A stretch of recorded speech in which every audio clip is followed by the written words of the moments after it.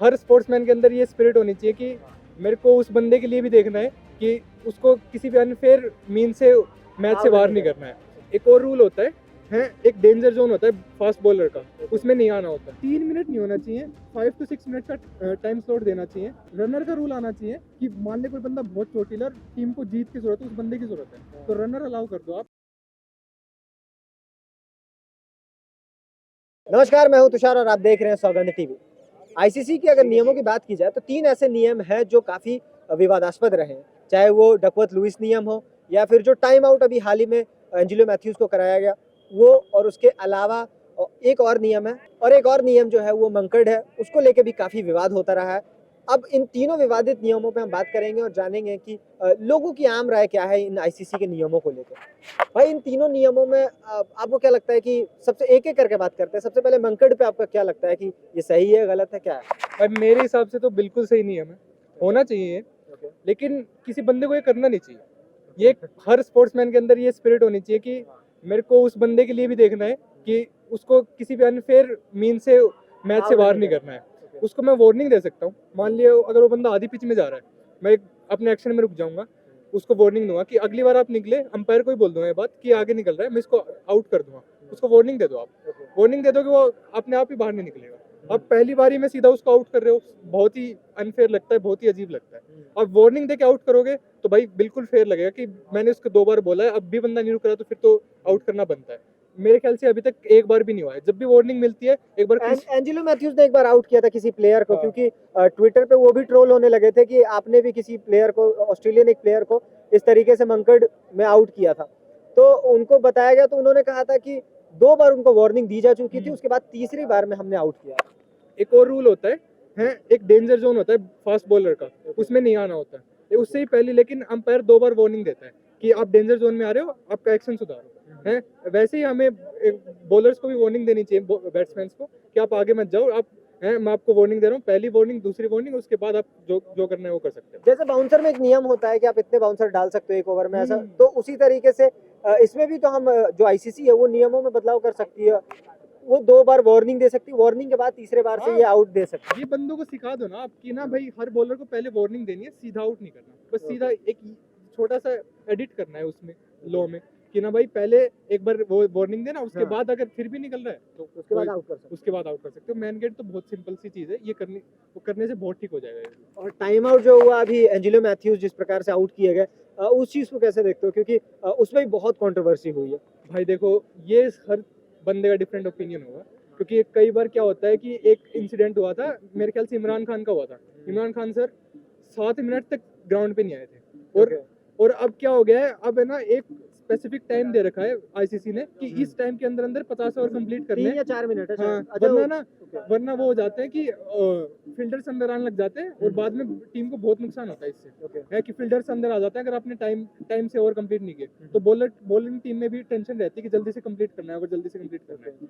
तो बंदों को भी ये समझना चाहिए कि भाई मेरे को जल्दी से आना है, तो 3 मिनट नहीं होना चाहिए, 5 to 6 मिनट का टाइम स्लॉट देना चाहिए, और अंपायर को ये डिसाइड करना चाहिए कि भाई तू लेट कर रहा है, मैं तेरे को आउट कर दूंगा। है इसमें ना बॉलिंग टीम का ज्यादा हाथ नहीं होना चाहिए, इसमें अंपायर का ज्यादा हाथ होना चाहिए। मतलब अपील तो वही करेंगे ना, अपील वो कर सकते हैं, लेकिन वो अपील करेंगे तो बहुत अनजस्ट लगता है। ऐसा लगता है कि इस बंदे में स्पोर्ट्समैन स्पिरिट ही नहीं है कि किसी बंदे का मान ले कोई।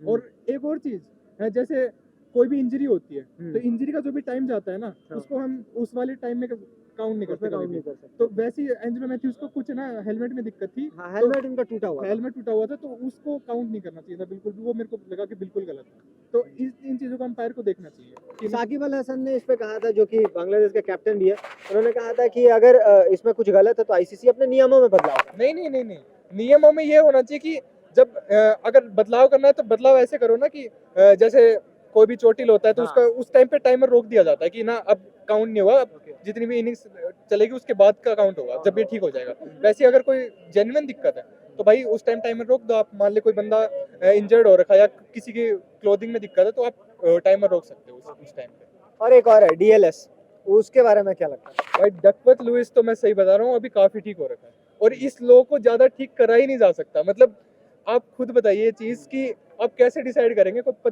50 ओवर का मैच हो, 25 ओवर का हो गया है और एक विकेट गिर रखा है, तो आप कैसे डिसाइड करेंगे कि इस टीम को ये टारगेट देना है? आप खुद ही बता दीजिए। नहीं, इसमें देखो सवाल ये है कि जिस प्रकार से प्रॉब्लम ये बताई जाती है कि जो पैरामीटर्स है वो ट्रांसपेरेंट नहीं है, जो आम लोग हैं उनको नहीं समझ आता ये जो डीएलएस है। आप एक सॉफ्टवेयर इंजीनियर को भी समझाने बैठ जाओगे ना, उसको भी नहीं आएगा ये चीज। इतना इतना कॉम्प्लिकेटेड हो जाता है। 50 ओवर का मैच है, 27 ओवर का हो गया। अब एक बंदे को क्या क्या चीज समझाओगे? आपकी रन रेट इस हिसाब से मैं एडजस्ट करूंगा है, 1 विकेट गिर रखा है तो ये टारगेट होना चाहिए, 2 विकेट गिर गए तो ये टारगेट होना चाहिए। कितने पैरामीटर्स होते हैं, हर बंदे को इतनी चीजें कैसे कैलकुलेट करेगा? वो बैठ जाएगा ना, 2 दिन लग जाएंगे। इतने बड़े बड़े पीछे इतनी बड़ी एल्गोरिदम्स होती हैं उसके पीछे। सॉफ्टवेयर इंजीनियर्स को भी समझ में नहीं आएगा, इतना कॉम्प्लेक्स वो है डकवर्थ लुईस सिस्टम है। और ये अब तो बहुत ठीक हो गया है। पहले एक बार 1999 का वर्ल्ड कप था शायद वो, जिसमें साउथ अफ्रीका बाहर हुई थी सेमीफाइनल में है, उसमें लांस ट्रूजलर आउट हुए थे डकवर्थ लुईस की वजह से। वो बहुत अनजस्ट, आप सर्च कर लेना आपको पता चल जाएगा। और उससे तो अब काफी ठीक हो गया। अब तो ये लॉ बहुत ठीक हो गया है डकवर्थ लुईस, और आगे चलते चलते और ठीक होता रहेगा मेरे हिसाब से। और इस वर्ल्ड कप में अभी जो जितने भी मैचेस हुए, अभी ग्लेन मैक्सवेल की जो पारी थी वो अभी तक जो चेज करते हुए सबसे धुआंधार पारी शायद ग्लेन मैक्सवेल ने खेली है। अगर वो मैच आपने देखा तो वो बैटिंग उनकी कैसी रही? क्योंकि सचिन ने भी अभी ट्वीट करके कहा था कि ये अभी तक के सबसे सर्वश्रेष्ठ परफॉर्मेंसेज में एक है। मेरे हिसाब से तो ये ओडीआई की one of the greatest innings है। और आप लॉज की बात कर रहे थे ना, मैं अभी एक बताना चाहूंगा नियम जो आईसीसी को ऐड करना ही करना चाहिए है, और जो कि आईसीसी ने पहले था अब हटा दिया है, वो है रनर का रूल। पहले रनर को अलाउ करते थे। अभी आपने मैक्सवेल की इनिंग बताई, मैक्सवेल आपने देखा होगा आखिरी 50 ओवर बिल्कुल चोटिल, तुमसे 1 रन नहीं लिया जा रहा था। और अब मेरे ख्याल से वो इंजर्ड हो चुके होंगे गंदे वाले, क्योंकि इसीलिए तो वो भाई छक्के और चौके मार रहे थे सिर्फ। इसलिए वो बहुत अब गंदे वाले इंजर्ड हो चुके होंगे, क्योंकि उन हैमस्ट्रिंग खिंच रही थी फिर भी वो रन ले रहे थे। उस टाइम पे रनर की बहुत जरूरत होती है, और आईसीसी ने रनर का रूल हटा दिया है। रनर का रूल आना चाहिए कि मान ले कोई बंदा बहुत चोटिल और टीम को जीत की जरूरत है, उस बंदे की जरूरत है, तो रनर अलाउ कर दो आप कि वो बंदा खड़ा खड़ा खेल लेगा और साथ में रनर उसके लिए रन ले लेगा।